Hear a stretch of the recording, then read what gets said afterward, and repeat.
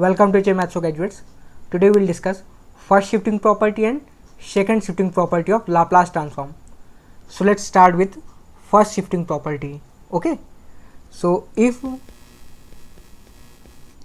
Laplace transform of ft equals to f of s, then if I multiply e raised to power at with this function f of t, then its Laplace transform will be f of s minus a.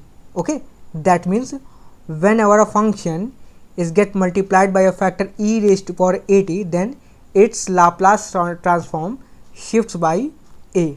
Okay, that's why it is called shifting property. Now let's prove this property. Okay, it is given that Laplace transform of ft equals to fs. Okay, and from the definition of Laplace transform we know that this is what? This is integration from 0 to infinity e raised to power minus st ft dt equals to fs. Okay, then we have to find what? We have to find Laplace transform of e raised to power at ft. Okay, and by definition this equals to integration from 0 to infinity e raised to power minus st into e raised to power at ft dt. Okay, now collect these two terms. This equals to integration from 0 to infinity e raised to power minus s minus a into t ft dt. Okay, now from the definition of Laplace transform, when we have s in power of e, then this equals to fs, and here we have s minus a in power of e, so this equals to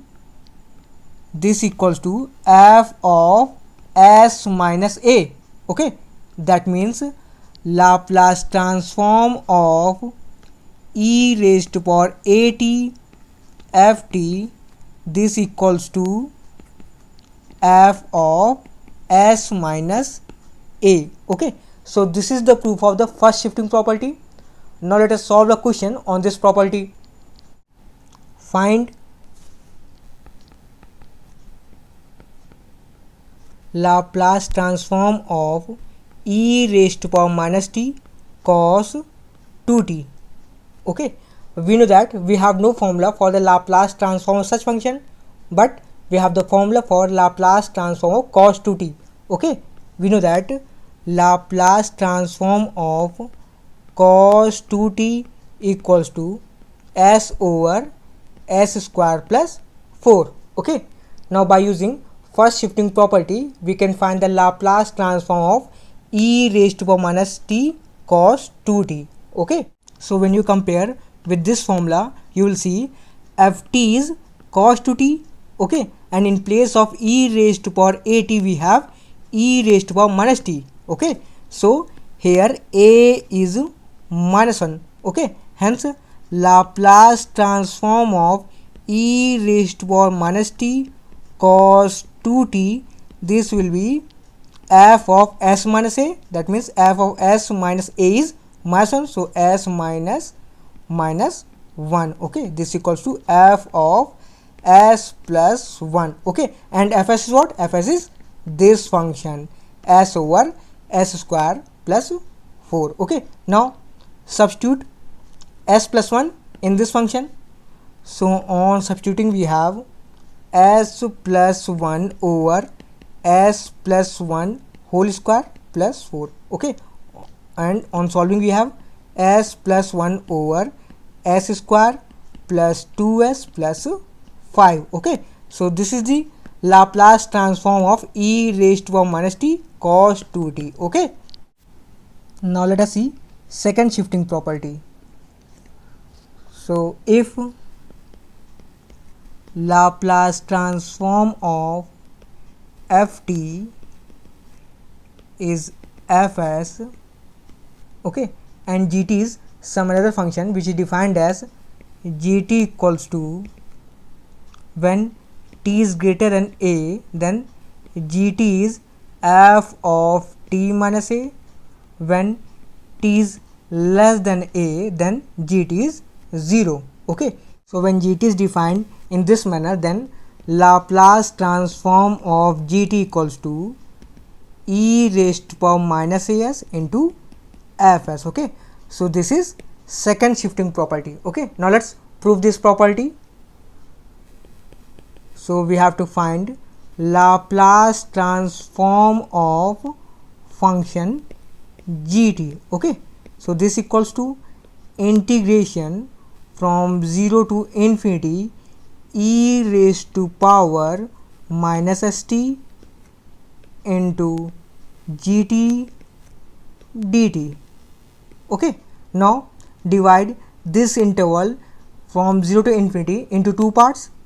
This equals to from 0 to a plus a to infinity. Okay, I have divided the interval from 0 to infinity into two parts. Okay, so in first part, integrand will be e raised to power minus st gt dt. Okay, and in second part, integrand will be e raised to power minus st gt dt.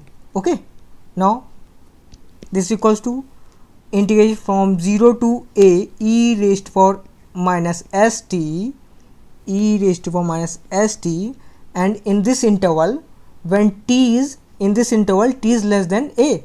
Okay, so when t is less than a, gt is 0. Okay, so gt will be 0 into dt plus integration from a to infinity e raised to minus st, and in this interval t is greater than a. So when t is greater than a, gt is f of t minus a. Okay, so this will be f of t minus a dt. Okay, so first integral will be 0. Okay, now writing the second integral, this equals to integration from a to infinity e raised to minus st f of t minus a dt. Okay, now substitute this t minus a with p. Okay, so p equals to t minus a. Okay, now differentiating this equation, on differentiating we have dp equals to dt. Okay, now substitute the value of t and dt in this equation. Okay, so on substituting we have integration e raised to power minus s t is p plus a. Okay, and f t minus a is p, so this will be fp, and dt is dp. Okay, so limit will be what?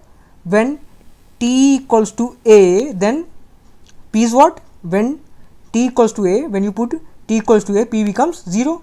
So limit will be from 0 to infinity. Okay, because when t is infinity, p will also be infinity from this equation. Okay, so limit of p will be from 0 to infinity. Okay, now solve this equation. This equals to integration from 0 to infinity, this will be e raised to power minus sp into e raised to power minus sa into f of p dp. Okay, now taking this constant outside the integration sign, so this will be e raised to power minus sa into integration from 0 to infinity e raised to power minus sp fp dp. Okay, so this is what, from the definition of Laplace transform, this is Laplace transform function fp.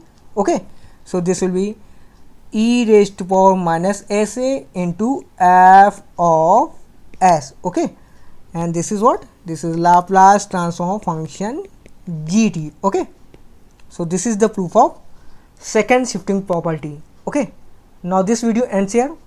If you guys really find this video informative, then show your support by subscribing this channel and also press the bell icon. Thank you. Thanks for watching.